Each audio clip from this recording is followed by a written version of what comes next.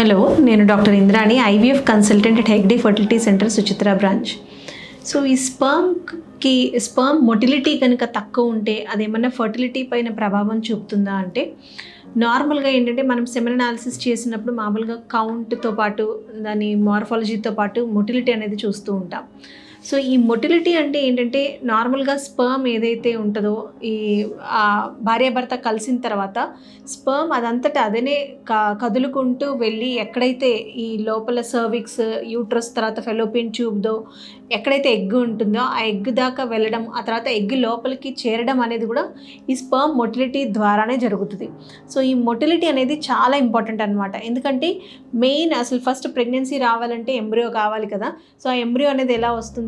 Sperm అనేది egg లోపల చేరడం వల్లనే వస్తుంది. సో ఈ మొటైల్ స్పర్మ్ అనేది ఏదైతే ఉందో అది అంతటా కదులుకుంటూ వెళ్ళి స్పర్మ్ ఎగ్ లోపలికి చేరడం తర్వాత ఫర్టిలైజేషన్ జరగడము, దాని తర్వాత ఎంబ్రియో తయారు కావడం అనేది జరుగుతుంది.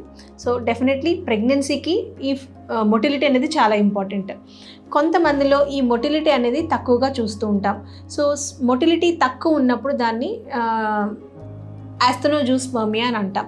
సో ఇందులో ఏంటంటే నార్మల్గా WHO క్రైటీరియా ప్రకారం మొటిలిటీ అనేది ఎలా అంటే progressive motility, non progressive motility అని అంటాం, అండ్ టోటల్ మొటిలిటీ అని కూడా అంటాం.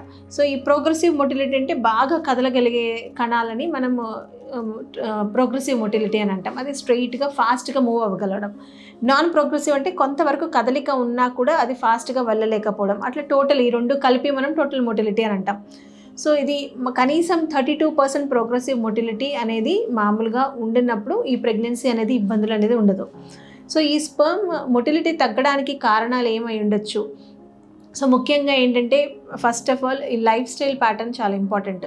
సో యూజువల్గా ఈ లైఫ్ స్టైల్లో మనం ఏంటంటే వాళ్ళు ఎక్సర్సైజ్ కానీ, వాళ్ళు తీసుకునే డైట్ వల్ల కానీ, లేదంటే వాళ్ళ హ్యాబిట్స్ వల్ల, అంటే స్మోకింగ్ కానీ, ఆల్కహాల్ కానీ కన్జంప్షన్ ఉన్నప్పుడు, లేదా ఎక్సర్సైజ్ అని లేకపోవడం, తర్వాత బాడీ వెయిట్ ఒబేసిటీ ఉన్నప్పుడు ఈ కొంచెం కదలిక అనేది డెఫినెట్లీ ఎఫెక్ట్ అవుతుంది.